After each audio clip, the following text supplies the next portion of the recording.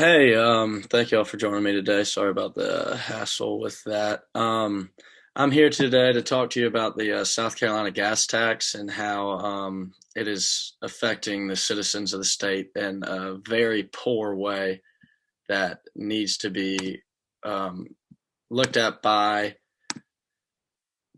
legislature and the government.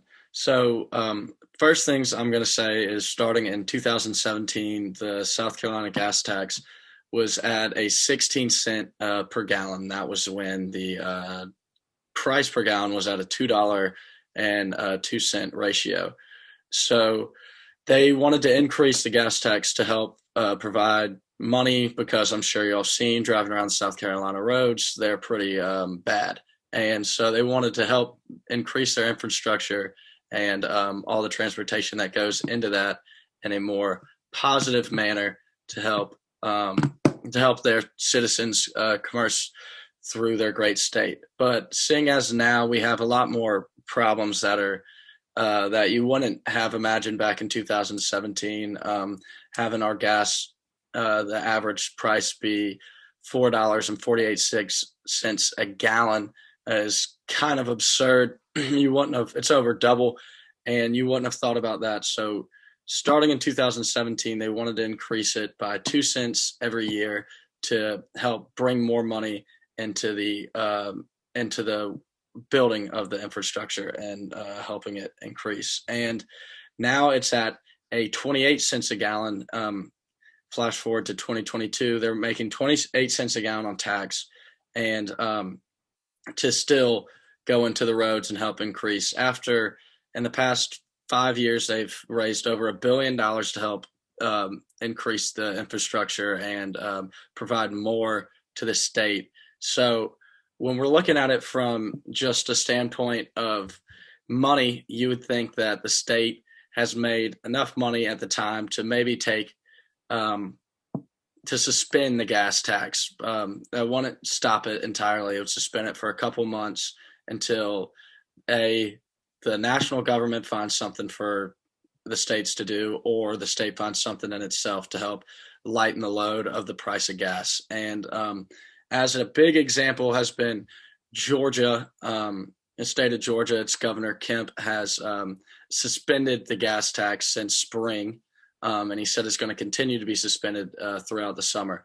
So what he has done, one, is made it a lot easier for businesses and its citizens to travel throughout the state, and two, has brought me living in a border town. I've seen, for example, growing up over the year, gas has been cheaper in South Carolina, and everybody from Augusta goes over to North Augusta to get gas for a cheaper price.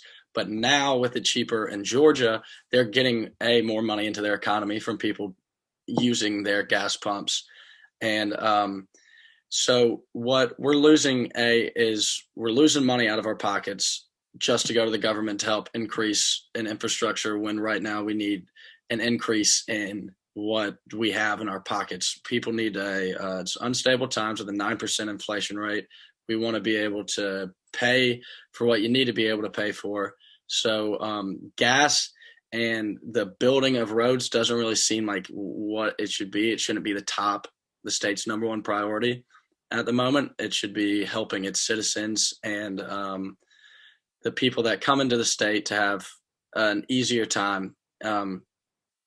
So to look as a source as the South Carolina Department of Revenue, they're the ones that they have said that the government was increasing by, or the state was increasing by 2 cents for 5 years, wanted to increase it up to enough to where they could have a sustainable amount of money to increase the infrastructure. But now it's kind of getting to a point, where they've made over $1 billion, where it's I mean, they could keep increasing. I mean, they obviously want to increase the quality of their roads and their transportation services the best that they can, which would always be evolving with it. But right now, there's not much. I mean, they've already paved a lot of highways and helped a lot of bridges get redone, and we're looking at a standpoint for the next 3 months instead of a standpoint for the next however many years and till while the state's transportation. So for a standpoint right now, the people need less burden on their wallets and to help them kind of go about their day-to-day lives and run their businesses. So I was wondering what y'all's views are on this topic.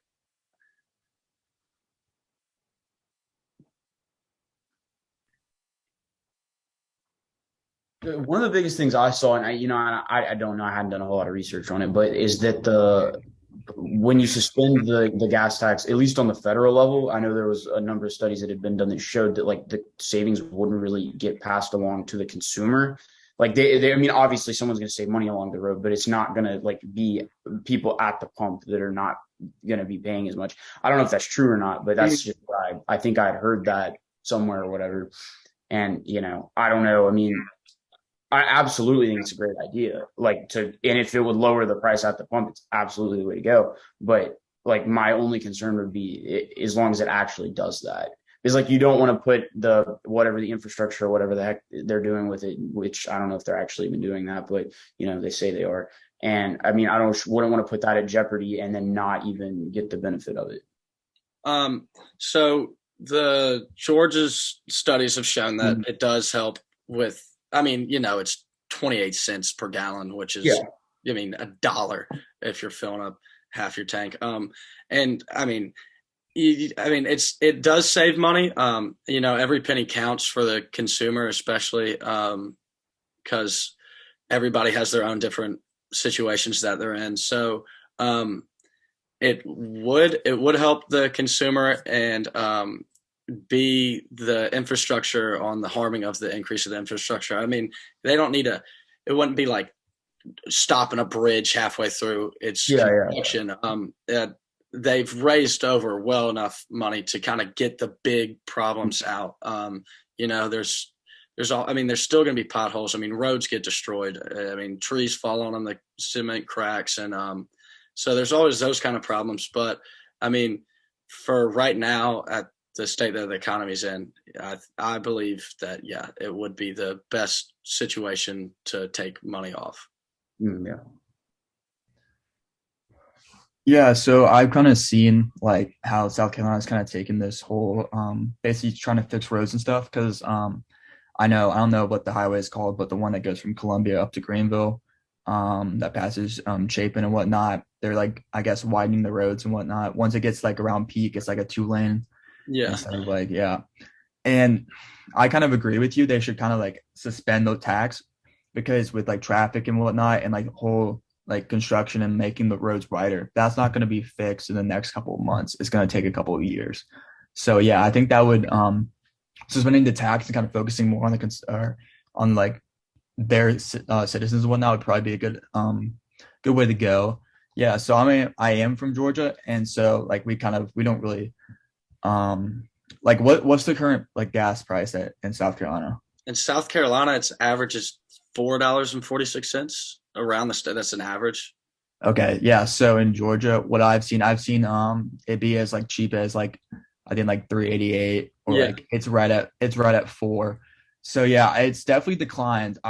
It was when it whole thing it was like 4 or 5 or like yeah. 450 or whatnot. But yeah, it's definitely decreased in the state of Georgia. So yeah, I would totally be for South Carolina suspending the tax because I feel like it really would help people, especially with a lot of people commuting. I know a lot of people travel from I guess to Columbia or just surrounding areas like that. That would definitely help because a lot of people do travel from like in Georgia they travel to Atlanta or they have to go through Atlanta to Yeah. get to work. So yeah, I would think it'd be really beneficial to suspend the tax and kind of waited out, allowed people to get back on like financially stable and whatnot, and then maybe implement a little bit and gradually just get into it.